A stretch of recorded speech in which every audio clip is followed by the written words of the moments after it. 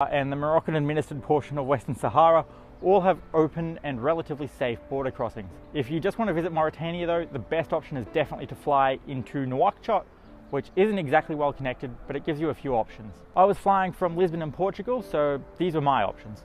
The most convenient option is to fly via Casablanca in Morocco. Casablanca is very well connected to many European cities and has daily flights to Nouakchott, and it also has direct flights to Nouadhibou, the second largest city in Mauritania. The only reason I didn't take this flight is that I was traveling with a drone in hand luggage. Drones are very illegal in Morocco, and if I had to clear customs to change terminals, I didn't want it confiscated, and I also didn't want to lose it in checked baggage. This option via Casablanca is also a very good value option. Last time I looked, it was about $900 Australian for a return trip. The second most convenient option is via Paris. Air France has 3 flights a week between Paris and Nouakchott, with connections from the rest of Europe. Apparently this is usually reasonably well priced, but when I looked, flights from Lisbon to Nouakchott were about 3,000 Australian dollars for a one-way economy class ticket, which wasn't happening.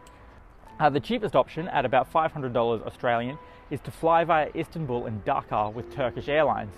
Problem with this is that there was a overnight layover in Istanbul, which is in the wrong direction, plus a short stop in Dakar, so quite inconvenient. There are also flights to Nouakchott directly from Dakar in Senegal, Tunis in Tunisia, and Algiers in Algeria. The option I chose was to go via Las Palmas in the Canary Islands one way. There are no connecting flights, so I did have to overnight in Las Palmas, but from there it's a short hop to Nouakchott on Binta Canarias, which is a pretty solid airline. Mauritania Airlines also offers direct flights from Las Palmas to Nouadhibou.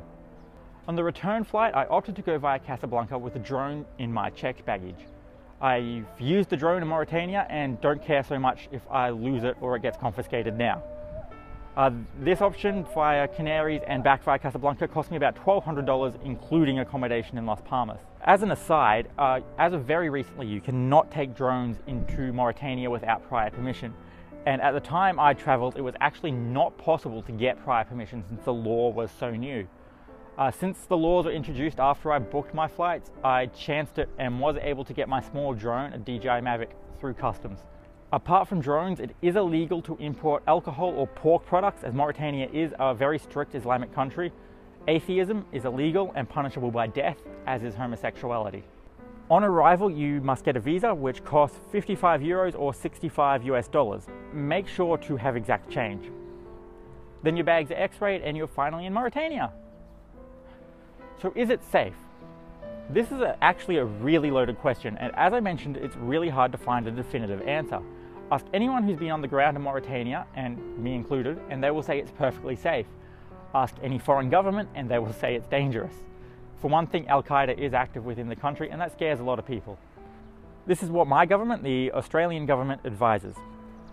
This orange zone is classed as reconsider your need to travel. This area includes the largest cities of Nouakchott and Nouadhibou, and apparently you shouldn't visit here unless you absolutely have to. The rest of the country falls into this red zone, and the Australian government is quite blunt in its advice, which is do not travel. I'm not great at following advice though. This is the rough routing that I took through the country, though I ended up going a fair bit further east and a lot further south. I spent 6 days in the orange zone and 7 days in the red zone. The areas most relevant to tourists are in the Adrar region, which the Australian government does place firmly in the red zone, but most other governments do not, which poses an expensive problem actually, and that's insurance. If you venture into a red zone as a tourist, you're not going to be able to get travel insurance through normal providers and end up paying an arm and a leg for a custom policy if you can even find one. The reason my government gives for the red zone is high risk of banditry and kidnapping, which means if you're going to bother with insurance, you're going to want to make sure kidnapping is covered, which is insanely expensive for an individual policy. So I'd read all these warnings, done my research, overpaid for insurance, spoke to people who have been here before, and I was still quite apprehensive until I landed in Nouakchott, where it became pretty evident very quickly that the country is, by and large, perfectly safe. Now, I'm not saying that the government travel advisories are without merit, but I don't think they really reflect the on-the-ground situation for most tourists, and it is something of a grievance with the locals. There are definitely dangerous parts of the country. The northernmost borders with Mali and the entire border region with Algeria. Al-Qaeda is active in this region, but there's also not exactly anything to see up there, and the border with Algeria is closed, so there's no reason for tourists to go anywhere near the place. In fact, the Mauritanian government treats anybody who does venture there as an enemy combatant, so it's a pretty big no-go area. The last major instances of kidnapping took place in 2009 between Nouakchott and Nouadhibou, and there are now police and military checkpoints every 20 minutes or so along that road, and also around the rest of the country. Make sure to have several dozen copies of your itinerary, including your name and nationality in French, to give to the guards at these checkpoints. I'm not aware of any terrorist attacks or kidnapping in Mauritania in the last few years, and statistically you're much more likely to be killed in a terrorist attack in Europe than in Mauritania. There are also landmines near the border with Moroccan-administered Western Sahara, so don't stray off-road when doing that border crossing. But when you're here on the ground, or on the roof in my case, it's all anticlimactic. The towns and cities in the central and southern regions are perfectly safe. The people are extraordinarily friendly and helpful. I've walked around everywhere from Nouakchott to Attah, day and night, unaccompanied, without issue. Though once in Attah I did get mobbed by children wanting to play, which was terrifying in its own right.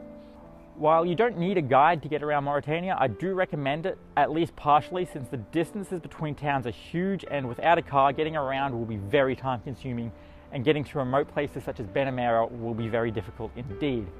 Hitchhiking or bush taxis are perfectly viable options to get around or between towns, but don't exactly have a reliable schedule. I'm actually surprised at how easy it is, and if I was to come back, I would probably rely on hitchhiking a lot more. I did it once between Nouakchott and Rosso, and it was a thoroughly painless experience.